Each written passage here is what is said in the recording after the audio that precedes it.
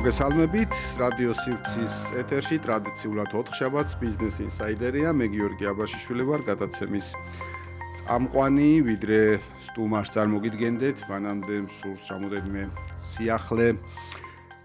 გაგაცნოთ აქტუალური საკითხები, ეკონომიკაში მიმდინარე თემები, პირველ რიგში რაც მინდა აღვნიშნო არის ის უახლესი გადაწყვეტილება, რომელიც მიიღო საქართველოს ეროვნულმა ბანკმა, მონეტარული პოლიტიკის კომიტეტმა დღეს 12 მარტის სხდომაზე მონეტარული პოლიტიკის განაკვეთი უცვლელად 8%-ზე შეინარჩუნა, ძალიან მარტივად რო ვთქვათ, რას ნიშნავს ეს ნაწილი, თითოეული ადამიანს მაგალითისთვის, რომელსაც ლარში აქვს სესხი არ გაუძვირდება, მოგეხსენებათ რეფინანსირების ანუ მონეტარული პოლიტიკის განაკვეთზე, რეფინანსირების განაკვეთზე მიბმულია ლარში სესხების დიდი უმრავლესობა. შესაბამისად, ამ შემთხვევაში ჩვენ მომხმარებლებს ამ კუთხით სესხის გაძვირების რისკი არ გვაქვს. ისევე როგორც საქართველოს ეროვნულმა ბანკმა ამ გადაწყვეტილებით ჩათვალა, რომ არ არის რისკები ინფლაციური ქვეყანაში, რამაც შეიძლება დამატებით ტვირთად დააწვეს საქართველოს მოსახლეობა, საქართველოს მოქალაქეებს, შესაბამისად, კვლავ ვთქვათ, მისცა მწვანე შუქი ეკონომიკური აქტივობის იმ ტემპში გაგრძელებას, რომელიც ჩვენ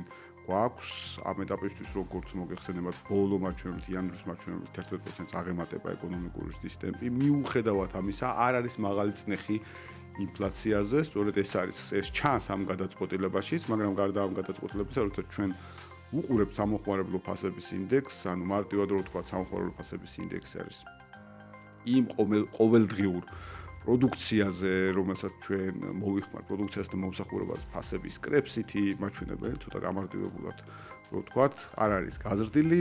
ანუ ინფლაცია არის მიზნობრივ მაჩვენებელზე ქვემოთ, მიზნობრივი მაჩვენებელი საქართველოს ეროვნულ ბანკს აქვს განსაზღვრული 3%, ამ შემთხვევაში ინფლაციის მაჩვენებელი ჩვენ გვაქვს 3%-ზე დაბალი და საქართველოს ეროვნული ბანკი ამ შემთხვევაში ვერ ხედავს რისკს, რომ ინფლაციის მიზნობრივ მაჩვენებელს მნიშვნელოვნად გაცდება მიმდინარე თუნდაც მაღალი ეკონომიკური ზრდის ფონზე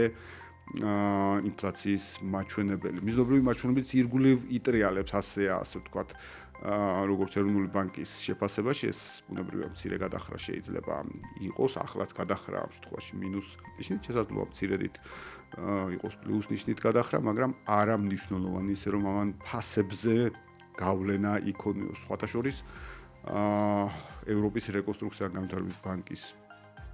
ბოლო ანგარიშიც აღნიშნულია სწორედ ის, რომ და პროგნოზირებდა და იბიარდიც, რომ რეფინანსირების განაკვეთს ეროვნული ბანკი ამ შემთხვევაში შეინარჩუნებდა. თუმცა აქ ერთი რამ არის კიდევ გასათვალისწინებელი, ცხადია, ეროვნული ბანკი ძალიან აქტიურად უყურებს როგორც შეერთებული შტატების ფედერალური სარეზერვო სისტემის ისე ევროპის ECB-ს, ევროპის ცენტრალური ბანკის გადაწყვეტილებებს მათი რეფინანსირების განაკვეთთან დაკავშირებით, ასე რომ მე ვფიქრობ, რომ ეროვნულმა ბანკმა მიიღო სწორი ზუსტი გადაწყვეტილება, ყოველ შემთხვევაში მინიმუმ გასული წელი გვაძლევს საფუძველს ვივარაუდოთ, რომ ეჭვის შეტანის ასე ვთქვათ შანსი, შესაძლებლობა არ გვაქვს ამ ნაწილში, იმდენად ზუსტად იმართა გასულ წელს ინფლაციური მოლოდინები და ზოგადად ინფლაციური პროცესი კიდევ ერთხელ მთელი გასული წლის განმავლობაში ინფლაცია არ გაცდენილა და ყოველთვის იყო დაბალი მიზნობრივ მაჩვენებელთან მიმართებაში. ამასობაში კიდევ ერთი ახალი ინფორმაცია, რომელიც შეეხებოდა მეოთხე კვარტალში პირდაპირ უცხოური ინვესტიციების რაოდენობას. თუ ჩვენ ავიღებთ გასული წლის მესამე კვარტალთან შედარებით დაფიქსირდა სოლიდური ზრდა, ეს მნიშვნელოვანია იმ დროს, როდესაც ხდებოდა სამწუხაროდ აპოკალიფსური სცენარების დახატვა, სწორედ დაკავშირებული სხვადასხვა ტიპის პოლიტიკურ რისკებთან მიმართებაში და ამ დროს ჩვენ ვიღებთ სრულიად საპირისპირო სურათს, გამომდინარე იქიდან, რომ სწორედ მესამე კვარტალი იყო ის კვარტალი, სადაც 170 მილიონი დოლარით მეტი პირდაპირი უცხოური ინვესტიცია შემოვიდა. ამასობაში თუ ჩვენ გასული წლის ბოლო კვარტალს შევეხებით, სწორედ მაგალითად შეგვიძლია ვთქვათ, რომ თითქმის მილიარდი 960 მილიონზე მეტი დოლარით მეტი შემოსავალი მივიღეთ ტურიზმიდან, როცა საუბარია ხოლმე აი მეოთხე კვარტალში, აი აპოკალიფსური სცენების დახატვაზე, სინამდვილეში რა ხდებოდა მეოთხე კვარტალში. გაზრდილი შემოსავლები პირდაპირ უცხოური ინვესტიციებიდან, გაზრდილი შემოსავლები ტურიზმიდან ამ პერიოდის განმავლობაში 62 მილიარდ ლარს გაუტოლდა მხოლოდ ბიზნესის ბრუნვის მაჩვენებელი, რაც მაგალითად 10%-ით მეტია, 11%-ით მეტია უკვე ბიზნესის პროდუქციის გამოშვების მოცულობა. მოკლედ ეს არის გარკვეული ტიპის მოკლე მიმოხილვა იმ ნაწილის, რომელიც შეეხებოდა გასულ წელს და რა თქმა უნდა, ასევე აქვე უნდა აღვნიშნოთ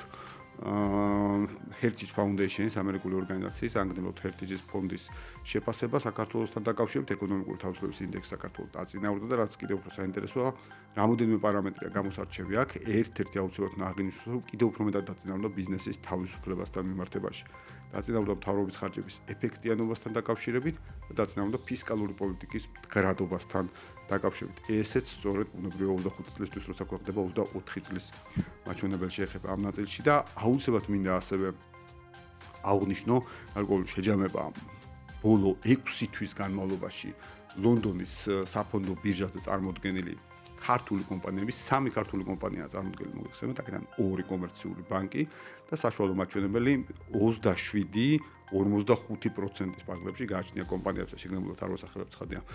კომპანიებს ვის რამდენი, მაგრამ 27-45%-ის ფარგლებში, ესე იგი პლუს ნიშნით გაიზარდა აქციების ფასები ბოლო 6 თვის განმავლობაში და როდესაც ქართული კომპანიების აქციების ფასები იზრდება, ეს ცხადია ნიშნავს იმას, რომ საქართველოსადმი ნდობა ამ შემთხვევაში ინვესტორების მხრიდან არის მაღალი, ასე რომ შეეხებოდა მოკლე მიმოხილვას, ახლა კიდევ უფრო საინტერესო თემაზე უნდა ვილაპარაკოთ, თემაზე, რომლის გარეშე ეკონომიკა წარმოუდგენელია, ბიზნესი წარმოუდგენელია, ზოგადად ცხოვრება წარმოუდგენელია, თემა შეეხება სწორედ განათლებას. ბატონი გიორგი ხუბოა დღეს ჩვენი სტუმარი, ქუთაისის საერთაშორისო უნივერსიტეტის რექტორი. ბატონო გიორგი, მოგესალმებით, ძალიან მადლობა რადიო სივრცეში, გადაცემა ბიზნეს ინსაიდერში მობრძანებისათვის და მინდა ხაზგასმით აღვნიშნო, რომ ქუთაისის საერთაშორისო უნივერსიტეტის როლი ნამდვილად არის განსაკუთრებული და გამორჩეული იმ გზაზე, რომელიც ჩვენ გვაქვს განათლებაზე დაფუძნებული ეკონომიკა და ამავდროულად ყოველთვის აღვნიშნავ ხოლმე, როცა ამ თემაზე ვსაუბრობთ, რომ საქართველოს ბიზნეს ასოციაციის კვლევა ეს გარკვეულწილად შესაძლოა პროფესიული განათლების ნაწილსაც ეხება, მაგრამ მაინც ერთის მხრივ საქართველოში მიუხედავად იმისა, რომ უმუშევრობის მაჩვენებელი თუნდაც 20-24-ის ბოლო მაჩვენებლებით არის ისტორიული მინიმუმზე, მაინც მაღალია ეს მაჩვენებელი ერთის მხრივ და მეორეს მხრივ არიან კომპანიები, რომლებიც განიცდიან კვალიფიციური სამუშაო ძალის დეფიციტს. მოკლედ გარკვეული ტიპის პრობლემური აცდენილი ნაწილი აქ ცხადია, რომ გვაქვს. თუმცა ვიდრე ამ თემებზე უფრო ხრბად ვისაუბრებთ, მანამდე აუცილებლად მინდა გკითხოთ ქუთაისის საერთაშორისო უნივერსიტეტში მიმდინარე სიახლეებზე, საკმაოდ აქტიურია, ასე ვთქვათ, ქუთაისის საერთაშორისო უნივერსიტეტში, არ გავამცირე პერიოდი, მაინც რომ ყოველ ტიპის სიახლე არ გავიგოთ. როგორია ამ შემთხვევაში პროცესი, როგორ მედის პროცესში თქვენთან ქუთაისის საერთაშორისო უნივერსიტეტში? პირველში დიდი მადლობა ბატონ გიორგი გადაცემაში მოწვევისათვის. ჩვენთან პროცესი მიდის ძალიან დინამიურად, წელს სექტემბრისთვის უკვე ვთავაზობთ 9 ახალ პროგრამას, როგორც საბაკალავრო, ისე სამაგისტრო და სადოქტორო. ანუ 9 პროგრამამდე ავიდა უკვე უნივერსიტეტში. 9 ახალი პროგრამა პლუს 3 რაც აქამდე მოქმედებდა, ანუ მთლიანობაში 12 პროგრამა. ეს რა თქმა უნდა გაიზრდება, ჩვენ გვაქვს ძალიან არა მხოლოდ ამბიციური გეგმა, არამედ რეალისტური გეგმა, რომ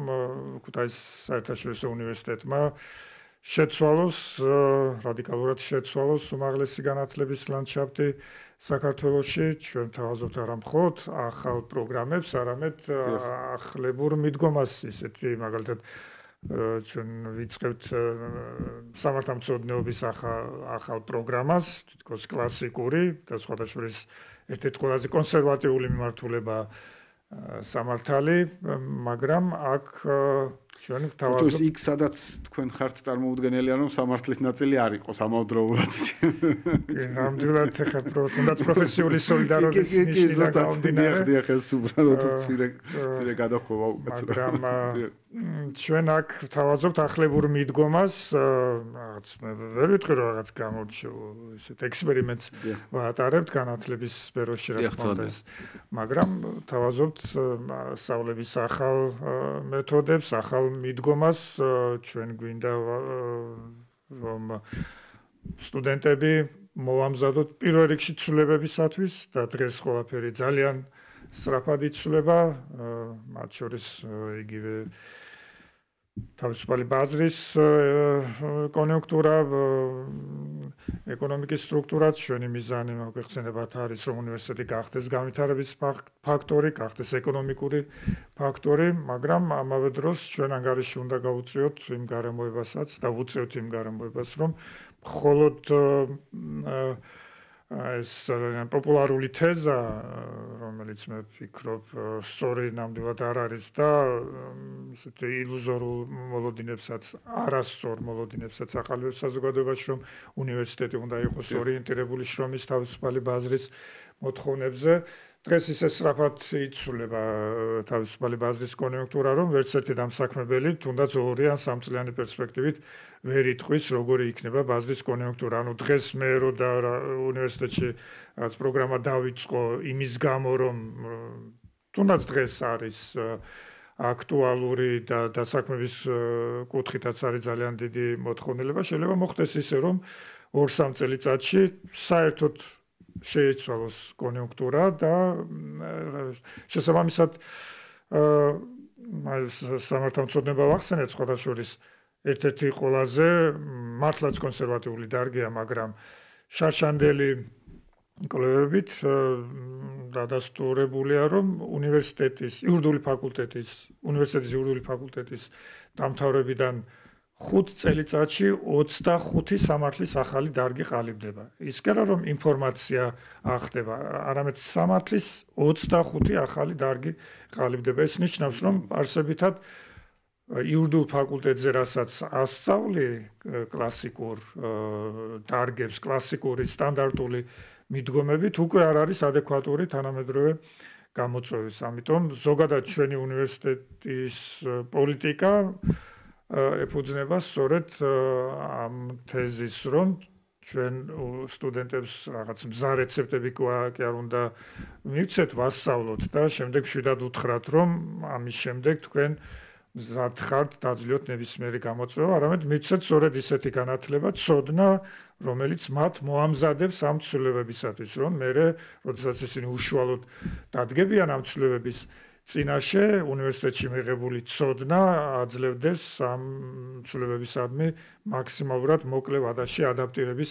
შესაძლებლობას. იმიტომ დღეს რაც ხდება განვითარების თვალსაზრისით, ახლა ასეთი ინდუსტრიული რევოლუციები ბევრი გამოუვლია კაცობრიობას, მაგრამ დღეს მიმდინარე დიგიტალური რევოლუციის ერთ-ერთი ყველაზე დიდი გამოწვევა არის სწორედ ის, რომ დრო არ აქვს ადამიანს ადაპტირებისათვის. დროის განზომილება სრულად შეიცვალა. ადრე თუ საკმარისი იყო დრო, რომ ამ ცვლილებებისთვის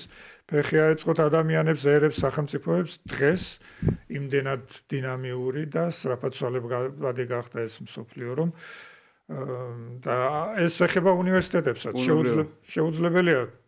უნივერსიტეტები, რომლებიც არსებობენ მე-11 საუკუნიდან მოყოლებული და პრინციპში ფორმატი საუნივერსიტეტო განათლებისა არ შეცვლილა, ლექციის ფორმატი იგივე დარჩა, შინაარსი იცვლება, მაგრამ შეუძლებელია ეს ფორმატი იყოს ადეკვატური იმ გამოწვევებისა, რომელსაც თანამედროვე განვითარება გვთავაზობს. აბსოლუტურად გეთანხმებით. მე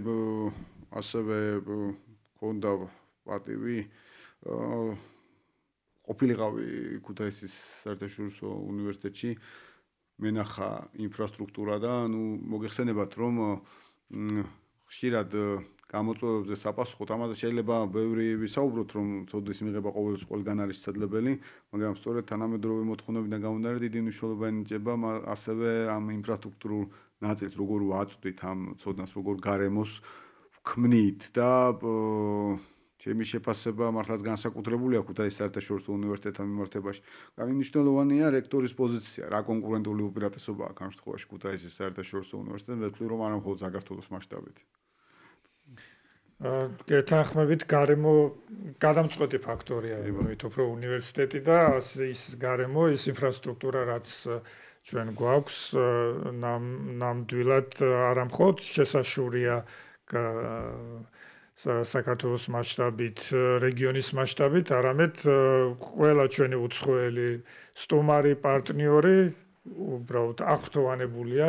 იმ ინფრასტრუქტურით, იმ მასშტაბის პროექტით, რომელიც ხორციელდება ჩვენთან უნივერსიტეტში, 160 ჰექტარია მოგეხსენება ჩვენი კამპუსი, კამპუსის ტიპის პირველი უნივერსიტეტია საერთოდ რეგიონში, მოცულობაც მასშტაბურია, 1 მილიარდ დოლარს ხარჯავს ფონდი ქართულ ამ პროექტისათვის უნივერსიტეტის დამფუძნებლის ბიზნა ივანიშვილის მოლოდინი პირველ რიგში არის ის რომ როგორც ვთქვით უნივერსიტეტი გახდეს ქვეყნის განვითარების ფაქტორი, იმიტომ რომ რეალისტურად უნდა შევხედოთ მდგომარეობა საქართველოში, ჩვენ რომ პრობლემები არ ქონდეს განათლების სფეროში, ჩვენ რომ გვყავდეს იმდენი განათლებული ადამიანი, რამდენიც ახლა დიპლომირებული სპეციალისტები გვყავს, მაშინ ეს ქვეყანა განვითარების სულ სხვა დონეზე უნდა იყოს, მიუხედავად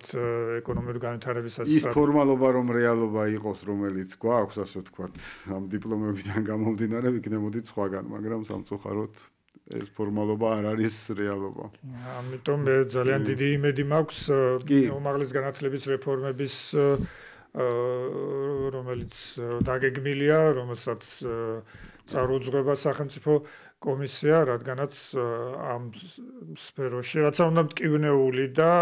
გრძნობიარე იყოს ეს რეფორმები, ეს სჭირდება ქვეყანას, ეს სჭირდება ქვეყნის მომავალს, ეს სჭირდება ჩვენს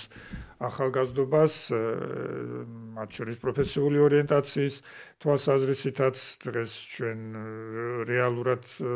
სრული შეიძლება ითქვას ინფლაცია გვაქვს საუნივერსიტეტო განათლების სფეროში, შედარებისთვის გერმანიაში სკოლის კურსდამთავრებულთა 60% ირჩევს პროფესიულ განათლებას. საქართველოში მხოლოდ 6% ირჩევს პროფესიულ განათლებას და 10-ჯერ ნაკლები და ყველას უნდა ისწავლოს უნივერსიტეტში. დღეს ჩვენ საქართველოში გვაქვს 65 უნივერსიტეტი, შედარებისთვის გერმანიაში, რომელსაც ყავს 82 მილიონი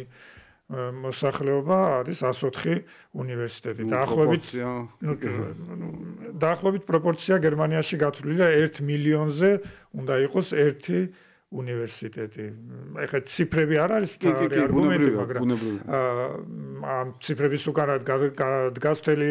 რიგი გათვლები. ფანტასტიკური აცდენაა ამ შემთხვევაში საქართველოს და გერმანიის აი ამ პარამეტრებს შორის ახლა რასაც უყურებთ. ჩვენთან შარშან სკოლა დაამთავრა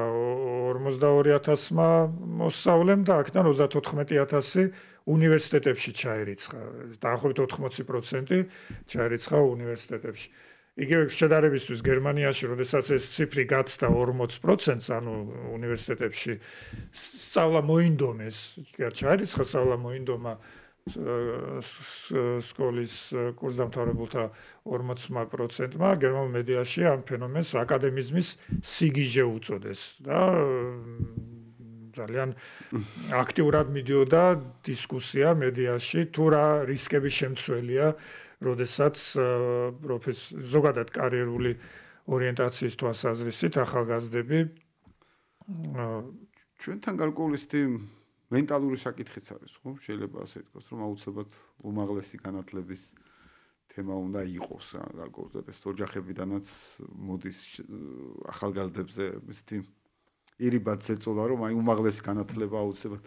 პროპაგანდისტული ფილმების გვახსოვს ჯერ კიდევ საბჭოთა კავშირიდან მოყოლებული დიპლომის აუცილებლობის თემაზე და რაღაცნაირად ეს მოდის თითქოს, თუმცა რეალობაში ჩანს, რომ პროფესიული განათლება ხშირ შემთხვევაში გასლებთ, რომ საშუალო საქმეა მთელ რიგ საკითხებთან მიმართებაში. გეთანხმებით, უფრო რაღაც სტატუსის საკითხი გახდა დიპლომი, ვიდრე თუ რადგას ამ დიპლომს იქით რეალური ცოდნა და მომზადების ხარისხი და დონე წარმატებული პროფესიული კარიერისათვის რომ იტყვიან ყველაზე დიდი ცოდნა არის საკუთარი შესაძლებლობების ცოდნა თუ ჩვენ ახალგაზრდას არ დავეხმარეთ ამ ორიენტირების სწორად განსაზღვრაში და განათლება ეს არის სახელმწიფო ფუნქცია ამიტომ სახელმწიფომ ძალიან მკაფიოდ უნდა განსაზღვროს ის სტანდარტები რომელსაც უნდა აკმაყოფილებდეს საუნივერსიტეტო განათლება, პროფესიული განათლება და საქმების პერსპექტივები აქ დახმარება ჭირდება ახალგაზრდას, მის მშობელსაც და ეს რაც ბრძანეთ ეს მენტალური განწყობები, რომელიც სრულიადაც არ არის უწყინარი და შეიძლება და დაკავშირებულია ძალიან დიდ რისკებთან, მათ შორის სოციალურ რისკებთან, იმიტომ რომ უნივერსიტეტების და ნებისმიერი უნივერსიტეტის შეფასების ორი უმთავრესი პარამეტრია ერთი რა პერიოდში პოულობს უნივერსიტეტის კურსდამთავრებული თავის სპეციალობის მიხედვით სამუშაოს და როგორია მისი საშუალო ხელფასი და რეალურად ჩვენ ძალიან დიდ პირველ რიგში დროის ინვესტიციას ვახორციელებთ საუნივერსიტეტო განათლების სფეროში, მაგრამ შემდეგ უკვე დასაქმების პერსპექტივის და რეალური დასაქმების კუთხით, რომელიც ადეკვატური უნდა იყოს მის დიპლომთან, იქნება ეს უნივერსიტეტის დიპლომი თუ პროფესიული განათლების დიპლომი, გვაქვს ძალიან არაადეკვატურია ეს პროპორცია. კი ბატონო, თქვენ ახსენეთ სწორედ მთავრობის როლი და ხაი საქართველოს მთავრობა ავრცელებს ინფორმაციას, სწორედ რომ საქართველოს პრემიერ-მინისტრის ხელმძღვანელობით გაიმართა უმაღლესი განათლების რეფორმის სამთავრობო კომისიის სხდომა, სადაც განხილული იქნა უმაღლესი განათლების სისტემაში არსებული გამოწვევები ინფრასტრუქტურის განათლების კუთხით და პრემიერმა ხაზი გაუზო განათლების სისტემის თვისობრივად გარდაქმნის მნიშვნელობა სწორედ ის საკითხია, რაზეც პრინციპში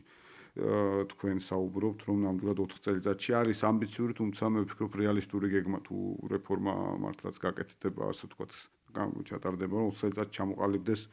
სოციალურად განახლებული სისტემა, რომ რეალურად ევროპული ხარისხის უმაღლესი განათლების მიღებას შეძლონ ქართველმა სტუდენტებმა, ну, მთავრობამ დაიწყო ისეთი კონკრეტული ქმედი ნაბიჯების გადადგმა ამ მიმართულებით და ამის მონაწილე ხართ თქვენს ამ შემთხვევაში. ძალიან საშუალია ეს რეფორმები, იქნება, ვთქვით, საკმაოდ ტკივნეულიც, მგრძნობი არეც, მაგრამ ეს არის აუცილებლად გასაკეთებელი თუ ჩვენ გვინდა რომ ქვეყანა განვითარდეს სწორი მიმართულებით და ეს იქნება ყველაზე დიდი დახმარება სწორედ ახალგაზრდების მიმართ გაწეული, მათი მშობლების მიმართ გაწეული, ძალიან ვიცი რომ დაგეგმილია ძალიან კომპლექსური ღონისძიებები, რადგანაც განათლება ეს ეხება თითოეულ ოჯახს და შესაბამისად მინდა მხოლოდ წარმატება უსურვო სახელმწიფო კომისიას, რომელიც განათლების რეფორმის მიმართულებით შეიქმნა და დარწმუნებული ვარ ეს ღონისძიებები წარიმართება აკადემიურ საუნივერსიტეტო საზოგადოებასთან აქტიური დისკუსიის და დიალოგის ფორმატში, იმიტომ რომ ყველაზე დარწმუნებული ვარ, იმიტომ კი არა რომ მე ამ შემთხვევაში განათლების სფეროს წარმოადგენელი ვარ, ყველაზე კომპლექსური და რთული იქნება სწორედ ამ სფეროში განსახორციელებელი რეფორმები. კი ბატონო, აბსოლუტურად გეთანხმებით, მეც ასე ვთქვათ, ამ სფეროში ბიცებს ყოფნა 2009 წლიდან ვაკვირდები ეს ტენდენციებს უფრო ბიზნეს განათლების მიმართულებით და სრულად გეთანხმებით, რომ არ იქნება მარტივი, იქნება რთული საკითხები, მაგრამ ეს არის საკითხები, რომელიც თუ არ გადაიჭრა, ჩვენ ეს და იგივე წრეზე მოგვიწევს ამ შემთხვევაში სიარული მუდმივად. მაგრამ მე ვფიქრობ, რომ ქუთაისის საერთაშორისო უნივერსიტეტი ასევე კარგი მოდელია იმის საჩვენებლად, რა არის რეალურად წარმატების მაგალითები. იყო ასევე პირველი გამოშვება ვნახეთ ჩვენ ახლა თქვენი დაკვირვებით რამდენად მზარდია თვითონ უნივერსიტეტის პროგრამების მიმართ ინტერესი როგორია, აი მიხოთ იმას რომ აი ახალი უნივერსიტეტი ხომ კი თქვათ ვისაუბრეთ ინფრასტრუქტურის მნიშვნელობაზე ასე შემდეგ, მაგრამ მიხოთ ამისა ეს სიახლე გარკვეულწილად აჩენს ხოლმე სიახლე სჭირდება რაღაცა დრონდობის მოსაპოვებლად. თუმცა თითქოს თქვენი უნივერსიტეტის შემთხვევაში ეს რაღაც შედარებით სწრაფად მოხდა. ეს ტენდენცია როგორია ხა პროგრამებთან დაინტერესებასთან მიმართებაში სტუდენტების მხრიდან? ეს დინამიკა ძალიან კარგია და სასიამოვნოა ამ ფაქტის აღნიშვნა. ჩვენ როგორც ახალ დაფუძნებულ უნივერსიტეტს, შარშან ყავდა პირველი გამოშვება, ძალიან ბევრი უპირატესობა გვაქვს იმ თვალსაზრისით, რომ უფრო მოქნილად, დინამიურად შეგვიძლია ცვლილებები გავატაროთ, ახალი პროგრამები შევთავაზოთ. თვითონ ეს პროექტი ჩაფიქრებულია იყოს სწორედ ერთგვარი მოდელი, რომელზეც მე შეიძლება ორიენტირებული იყვნენ სხვა უნივერსიტეტები, როგორც წარმატებულ მოდელზე. სიახლე, ყველაზე დიდი სიახლე მიდგომის თვალსაზრისითაც უნივერსიტეტის თავაზობს არის სწორედ ჯერ თვითონ მეწარმე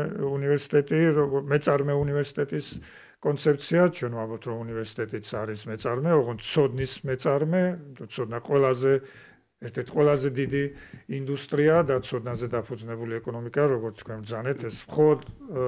ეს ქმნის დღეს გარანტირებულ მომავალს ერებისთვის, ქვეყნებისთვის. ჩვენ უნივერსიტეტის მიმართულებას პირველ რიგში განაპირობებს ის მაღალი სტანდარტი და ასევე საკმაოდ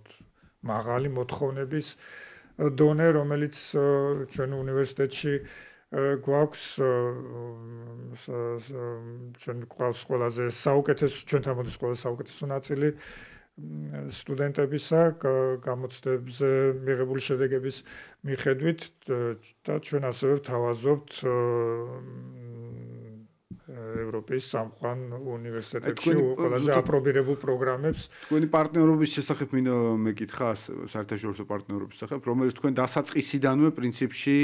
პირდაპირ, ასე რომ ვთქვათ, წახვედით ამ მიმართულებით, რომ საერთაშორისო პარტნიორობა ყოფილიყო გამორჩეული თქვენი უნივერსიტეტის ასე გრძელდება დღესაც, ხომ განსაკუთრებით. ეს ნამდვილად პრიორიტეტულია უნივერსიტეტისთვის, იმიტომ რომ ორმაგი პროგრამები, ერთობლივი პროგრამები, მაგალითად ჩვენ უკვე სექტემბერში ორმაგი დიპლომის ორ საბაკალავრო პროგრამას ვიწყებთ ნეაპოლის უნივერსიტეტთან, ერთ მედიცინის და მეორე დიზაინის მიმართულებით, ერთობლივ პროგრამას ვიწყებთ ბამბერგის უნივერსიტეტთან ფსიქოლოგიის მიმართულებით.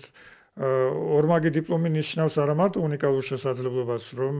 ჩვენმა სტუდენტებმა აქვე ქუთაისში მიიღონ როგორც ჩვენი ქართული დიპლომი, ისე დიპლომი, რომელიც ევროპაში აღიარებული, არამედ პირველ რიგში ეს არის გარანტირებული ხარისხი, ეს ნიშნავს ძალიან ინტენსიურ თანამშრომლობას, ინტენსიურ გაცვლით პროგრამებს, შესაძლებლობა ჩვენი სტუდენტებისათვის, რომ მათ მინიმუმ 1 სემესტრი ისწავლონ ევროპის წამყვან უნივერსიტეტებში და ძალიან მნიშვნელოვანია ეს პერსპექტივა ასევე ჩვენი პროფესორისთვის, იმიტომ რომ ჩვენი პროგრამები აგებულია ეგრეთ წოდებულ ტანდემ მოდელზე, ანუ საგანს ყავს ორი თანახმწვანელი, ერთი ქართული პროფესორი და მეორე რომელიმე ჩვენი ევროპული უნივერსიტეტის პროფესორი, რაც ჩვენ როგორც აკადემიურ პერსონალს ისე სტუდენტებს აძლევს შესაძლებლობას აქტიურად იყვნენ ინტეგრირებული იმ სასწავლო და სამეცნიერო პროცესებში, რომელიც ხორციელდება თანამედროვე მოთხოვნების შესაბამისად წამყვან უნივერსიტეტებში. ამით ჩვენ ძალიან დიდი დროის ეკონომიასაც ვახდენთ იმ თვალსაზრისით, რომ მაქსიმალურად სწრაფად შეგვიძლია აუწყოთ ფეხი საუნივერსიტეტო განვითარების ტენდენციებს ევროპაში, ხდებით უფრო სანდო, არა მხოლოდ ამ უნივერსიტეტებისთვის, იმიტომ როდესაც ნდობა ყალიბდება უნივერსიტეტებს შორის, უკვე იქ მოდის სხვა ხასიათის ნდობაც, ეკონომიკის სფეროდან, პოლიტიკის სფეროდან ქვეყნებს შორის დღეს ჩვენთან მაგალითად ქუთაისში ჩამოდის ბავარიის საშუალო მეწარმეთა ფედერაციის პრეზიდენტი, რომელიც 2 დღე დარჩება ჩვენთან, წაიკითხავს საჯარო ლექციას. ეს არის ძალიან დიდი გაერთიანება, დაახლოებით 640,000 ფირმაა გაერთიანებული და მოგეხსენებათ საშუალო, სწორედ მცირე და საშუალო მეწარმეები ქმნიან თავარ მამოძრავებელ ძალას იგივე ბავარიაში. მათზე მოდის მთელი ბავარიის ეკონომიკის 70%. თუ ძალიან არ შევწდები სტატისტიკაში, დაახლოებით ესე იგი 3-ჯერ მეტი, ვიდრე მთლიანად საქართველოში რეგისტრირებული კომპანია, ასე ვთქვათ, ამ შემთხვევაში, რასაც ეს გაერთიანება წარმოადგენს, ბავარიის გაერთიანება წარმოადგენს, რაც თქვენ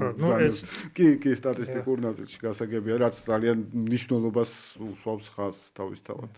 ბავარია ცალკე რო იყოს ეკონომიურად იქნებოდა მე-9 ევროპაში, როგორც თავისი ეკონომიკური სიძლიერიდან გამომდინარე. აი ასეთი კონტაქტები საბოლოო ჯამში არ შეიძლება მხოლოდ წმინდა სამეცნიერო პარამეტრით იქნეს შეფასებული, იმიტომ რომ ეს ნდობა გაჩნდა სწორედ იმის გამო, რომ ჩვენი პარტნიორი უნივერსიტეტი არის მიუნხენის ტექნიკური უნივერსიტეტი და იქიდან ჩამოსული პროფესორად აღიარებს, რომ ის სტუდენტები, რომლებთანაც ქართული სტუდენტები ქუთაისის საერთაშორისო უნივერსიტეტში, რომელთანაც ისინი ატარებენ ლექციებს, მათთან მუშაობა არის უბრალოდ სასიამოვნო. და პირდაპირ უთქვიათ, ეს რომ არა ეს სიამოვნების განცდა, ჩვენ შეიძლება კარგი 1-2 წელი გვეთანამშრომლა, მაგრამ ეს არ გაგრძელდებოდა ხანგრძლივი პერიოდის განმავლობაში. აუცილებლად მინდა გკითხოთ, აი ბიზნესთან თანამშრომლობა ახსენეთ ამ შემთხვევაში თანამშრომლობა ცხადია ეს ნაწილიც, რაც რაზეც თქვენ საუბრობთ ბავარიის შემთხვევაში. რამდენად ცდილობთ, რომ მათ შორის საქართველოშიც ქართულ კომპანიებთანაც გქონდეთ კომუნიკაცია, ასე ვთქვათ, რამდენად ნიშნულოვნად თვლით ზოგადად ბიზნესის და უმაღლესი განათლების ამ შემთხვევაში თქვენი უნივერსიტეტის მაგალითზე ჭიდრო თანამშრომლობას. ეს გადამწყვეტი ფაქტორი უნივერსიტეტის და მხოლოდ უნივერსიტეტის წარმატებისთვის ჩვენ გვინდა და მომავალში აუცილებლად და სრულ მასშტაბიანად დავნერგავთ რეალურ პროექტზე დაფუძნებული სწავლების მეთოდს, რომელმაც ეს კლასიკური ორსუბიექტიანი სქემა, რომელიც დღემდე მე-11 საუკუნიდან მოყოლებული არსებობს უნივერსიტეტებში და შედგება პროფესორისა და სტუდენტისაგან, იმთავითვე ჩანაცვლებული იქნეს სამსუბიექტიანი სქემით პროფესორი, სტუდენტი, დამსაქმებელი. ძალიან მარტივი სქემაა, სტუდენტი მიდის დამსაქმებელთან, ეუბნება რა პრობლემა გაქვთ, მე ამ პრობლემის გადასაწყვეტად ვაკეთებ რეალურ პროექტს. მთელი წარმატების თავარი რეცეპტი ამ მოდელში მდგომარეობს იმაში, რომ სტუდენტი, რომელიც დღეს არსებითად სასწავლო პროცესში დეგრადირებულია იყოს როგორც პასიური ობიექტი ამ სასწავლო პროცესში და არა აქტიური მონაწილე. იმიტომ რომ დღეს რეალურად რას აკეთებს პროფესორი ხუბოა, შედის ლექციაზე, უკითხავს მონოლოგს, თეორიას, სემესტრის ბოლოს გამოცდის სახით იგივე ინფორმაციას აბარებს სტუდენტი ბედნიერია რომ კარგი ნიშანი მიიღო, ხუბოას უხარია რა კარგად ისავა ჩემი საგანი, მაგრამ რეალურად რა? ცოდნა, რომელიც ახალს არაფერს არ ქმნის, ის არ არის ცოდნა, იმას უწოდებენ კასტრირებულ ცოდნას, რეპეტიტორულ ცოდნას. არაფერი საინტერესო იმაში არ არის, რომ მე ის ინფორმაცია, რასაც მე გადავცემ სტუდენტს, მივიღო სემესტრის ბოლოს უკან. მაგრამ აქ პრობლემა იმაშია, რომ დღემდე უნივერსიტეტებმა ვერაფრით ვერ მოახერხეს და ვერ აუწყეს ფეხი იმ რადიკალურ ცვლილებას, რომელიც მოხდა არც ისე შორი წარსულის დაახლოებით 10-15 წლის წინ. აქამდე პროფესორი მართლაც იყო ინფორმაციის ძირითადი მატარებელი და პროფესორი, რომელიც 1 საათის განმავლობაში ლექციაზე სტუდენტებს გადასცემდა იმ ინფორმაციას, რაც მას ჰქონდა წაკითხული 20-30 წლის განმავლობაში, ამაში იყო მართლაც მისტიკა და ეს იყო დაახლოებით 10-15 წლის წინ. ეხლა გაცილებით უკეთესი ინფორმაციის მატარებლები არსებობს, ვიდრე პროფესორი და პირიქით. პროფესორი ეხლა უნდა დაეხმაროს სტუდენტებს, როგორ გაიკვლიონ გზა ინფორმაციის მუზარმაზარ ნიაღვაში, თუ რაღაც სწორი ორიენტირები არ მიეცი სტუდენტებს, უბრალოდ შეიძლება წალეკოს ამ ინფორმაციამ, ვერ გაარჩიონ რა არის მნიშვნელოვანი, რა არის მეორე ხარისხოვანი, მაგრამ ეს მოხდა ძალიან ცოტა ხნის წინ, ამიტომ რეალურად დღეს თავარი ამოცანა არის არა ინფორმაციის მიწოდება, არამედ სწორედ დააკავშირო ეს ინფორმაცია იმ პრაქტიკულ გამოწვევებთან, რაც სტუდენტს აქვს. თეორია, რაც უნდა კარგად ასწავლო, 2-3 თვის შემდეგ სტუდენტს დაავიწყდება. მაგრამ როდესაც ის აკეთებს ამ რეალურ პროექტს და სხვადასხვა ამ პროექტში ეს ალიანსი სტუდენტს, პროფესორსა და დამსაქმებელს შორის არ გულისხმობს არანაირ იერარქიას. აქ მხოლოდ როლებია გადანაწილებული, თორემ სტუდენტსაც ისეთივე გადამწყვეტი როლი აკისრია, ანუ არც იერარქიულად არც პროფესორი დგას მაღლა, არც სტუდენტი, არც დამსაქმებელი. პირიქით, ჩვენ სტუდენტს დობას და სითამამეს ვანიჭებთ აი ამ მესიჯით, რომ შენ შეგიძლია ეს გადაწყვიტო. დამსაქმებლის მოლოდინიც არის ის, რომ ის სტუდენტისგან მოელის იმ პრობლემის არასტანდარტულ ინოვაციურ გადაწყვეტას, რასაც ის ვერ ახერხებს მისი თანამშრომლების მხრიდან და ასეთი ალიანსი, მხოლოდ ასეთი ალიანსის პირობებში შეიძლება ურთიერთმომგებიანი ალიანსია. აბსოლუტურად, იმიტომ რომ პარტნიორულია. ეს არ არის რომ რაღაცაში დებს ინვესტიციას და არა, ეს არის სწორედ ყველა მხარე არა და ამავე დროს უალტერნატივოც არის. სხვანაირად შეუძლებელია ჩვენ უნივერსიტეტები იმთავითვე ჩავთოთ ეკონომიურ პროცესში და ეს მოდელი იძლევა შესაძლებლობას, რომ ახალგაზრდობის ყველაზე ინტელექტუალური ნაწილი იმთავითვე ჩართული ყავს ეკონომიურ პროცესში და რაც ბატონო გიორგი აუცილებლად მინდა აღვნიშნო, ყველაზე მნიშვნელოვანს, რასაც ამ დროს სტუდენტი სწავლობს, ეს არის რისკი და სითამამე. იმიტომ რომ ყოველთვის ყველა პროექტი არ გამოდის, რა თქმა უნდა, მაგრამ ნებისმიერი მათ შორის წარუმატებელი მცდელობაც უკვე დიდი გამოცდილება და რისკის გარეშე შეუძლებელია ბიზნეს უნარების განვითარება. გერმანიაში სხვა შორის დაახლოებით 0.3% უნივერსიტეტის კურსდამთავრებულების აფუძნებს საკუთარ ფირმას. რაც ძალიან ცოტა პროცენტია. მაგრამ ის უნივერსიტეტები, სადაც დანერგილია რეალურ პროექტზე დაფუძნებული სწავლების მეთოდი, იქ ეს ციფრი 9-11%-ს აღწევს, იმიტომ რომ სტუდენტი იმთავითვე აი ამ რისკის საკმაოდ მნიშვნელოვნად აღემატება, დიდია სერიოზულად და რაც თავარია, მე უნივერსიტეტის მერე ისინი ცდილობენ თვითონვე დააფუძნონ ფირმა, თვითონვე იყვნენ დამსაქმებელი და არ იმუშავენ, ასე ვთქვათ, სხვებისთვის. კი ბატონო, აუცილებლად მინდა გკითხოთ ბიზნესთან ერთად თქვენი თანამშრომლობა სახელმწიფო სექტორთან, იქნება ეს ეროვნული ბანკი, საქპატენტთან ძალიან წარმატებული თანამშრომლობა და რა თქმა უნდა ინოვაციების და ტექნოლოგიების სააგენტოსთან. როგორია თქვენი, ასე ვთქვათ, შემდგომი გეგმები და მიმდინარე თანამშრომლობის ნაწილი აქ? ეხლა ამ ინსტიტუტებთან ჩვენ მართლა ძალიან კარგი თანამშრომლობის პრაქტიკა ჩამოგვიყალიბდა, მაგრამ დაფუძნებული ასევე მთავარი პარტნიორულ ურთიერთობებზე. იმიტომ სახელმწიფოც დამსაქმებელია, ერთ-ერთი მნიშვნელოვანი დამსაქმებელი და მისთვის ძალიან საინტერესოა ის ფორმატი, რომელსაც ჩვენ ვთავაზობთ და თითოეული ამ მიმართულებით სწორედ ამ მოდელზე გვაქვს ორიენტაცია, მაგალითად, როდესაც გაბატონი ნათია ეროვნული ბანკის პრეზიდენტი იყო ჩვენთან, ბანკი ძალიან აქტიურად თანამშრომლობს ჩვენთან სტაჟირების თვალსაზრისით, მაგრამ პარალელურად ჩვენ ვთქვათ, უშვებთ 10 სტუდენტს სტაჟირებაზე ეროვნულ ბანკში, მაგრამ ეროვნული ბანკის პრეზიდენტს გაბატონ ნათიას უთხარი, რომ გაცილებით ალბათ 50-60 პრობლემა მაინც ხომ გექნებათ ბანკში. მოგზანდით ამ პრობლემებით, ჩვენ მოახდენთ ამ პრობლემების სელექციას, გეტყვით როგორ შეგვიძლია რა მიმართულებით თანამშრომლობა. დაახლოებით ერთ კვირაში მთელი დელეგაცია იყო ჩამოსული ეროვნული ბანკიდან, იმიტომ რა თქმა უნდა მათთვისაც საინტერესოა იმ რესურსის გამოყენება, რომელსაც ჩვენ თავაზობთ უნივერსიტეტში, აი მე პულსო პირველ რიგში ინტელექტუალური რესურსის თვალსაზრისით და მე უკვე ყალიბდება ასეთი აქტიური თანამშრომლობის ფორმატი საკპატენტთან ჩვენ ერთობლივად ვახორციელებთ ინტელექტუალური საკუთრების სოფლიო ორგანიზაციასთან მოგეხსენებათ ძალიან საინტერესო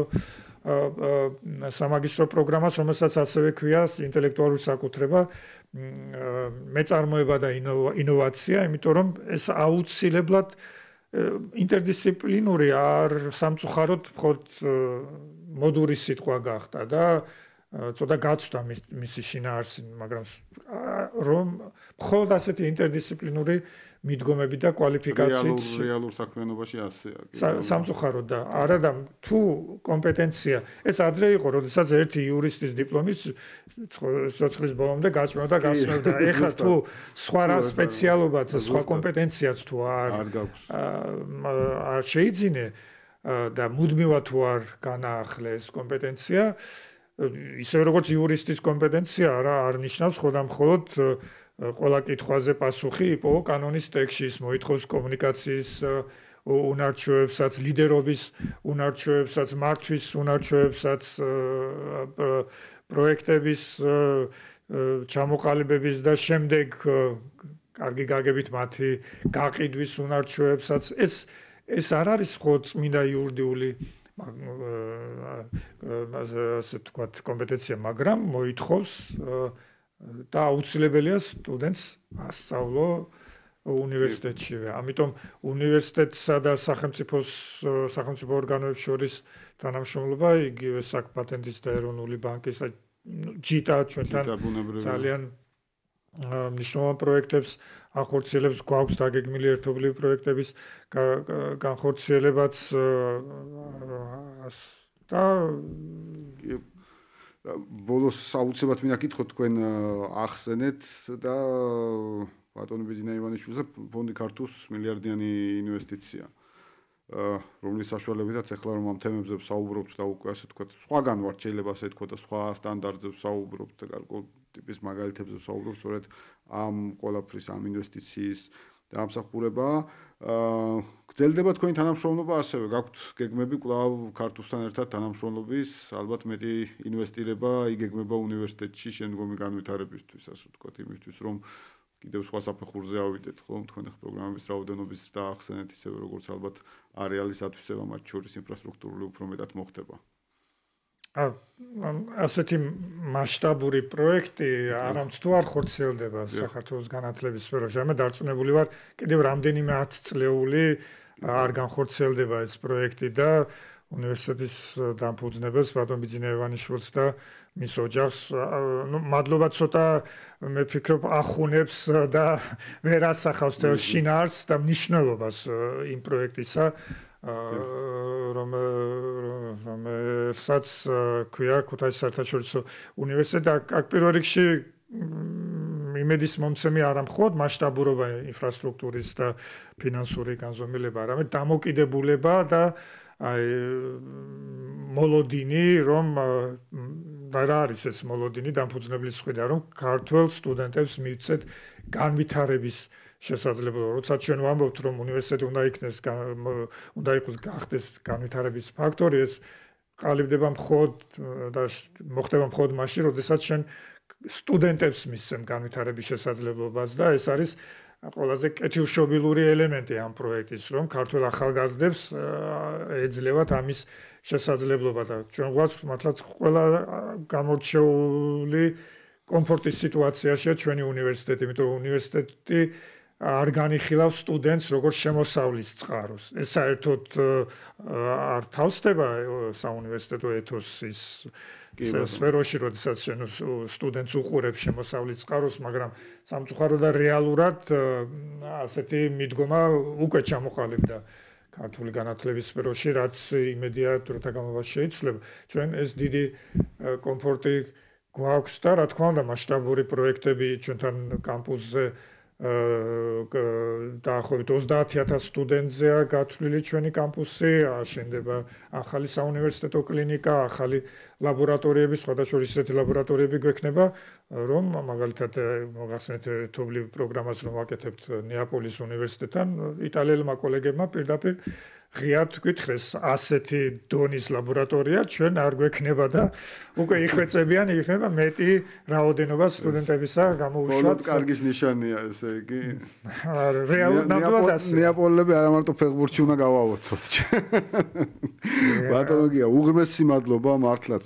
შესაშული საქმეა ფონდი ქართულს ბატონი ბიზნესმენის ეს გადაწყვეტილება ეს წამოწყება და მე დარწმუნებული ვარ რომ იქნება გადამდება ეს ხარისხი შემართება ენთუზიაზმი იქნება გადამდებდა მთლიანად ის განათლების რეფორმის ამბიციური ნაწილი რომელიც იგეგმება საქართველოს მთავრობის მხრიდან მე დარწმუნებული ვარ რომ როგორც არაერთი პროექტი მიუხედავად